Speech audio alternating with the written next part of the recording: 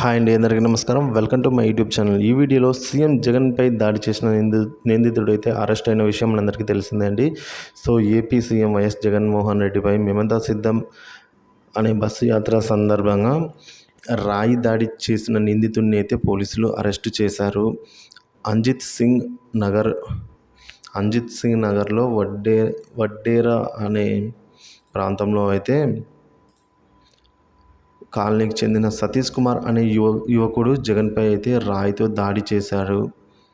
So ఈయనైతే పోలీసులు గుర్తించి అరెస్ట్ చేయడం జరిగిందండి.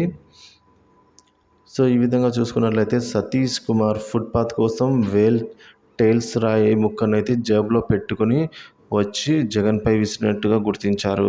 దాడి సమయంలో సతీష్ కుమార్ వెంట ఆకాష్, అలాగే దుర్గారావు, చిన్న సంతోష్లను కూడా పోలీసులు అరెస్టు చేశారు, అంటే అదుపులోకి తీసుకున్నారు. సతీష్ కుమార్ను మంగళవారం ఉదయం పోలీసులు వచ్చి అరెస్టు చేసి తీసుకెళ్లారని, అంజిత్ సింగ్ నగర్ పోలీస్ స్టేషన్కు వెళితే అక్కడ నా కొడుకు లేడని, పోలీసులు విచారణ నిమిత్తం అతన్ని ఎక్కడికో తీసుకెళ్లారు, తెలియడం లేదు అని అయితే ఆందోళన వ్యక్తం చేశారు.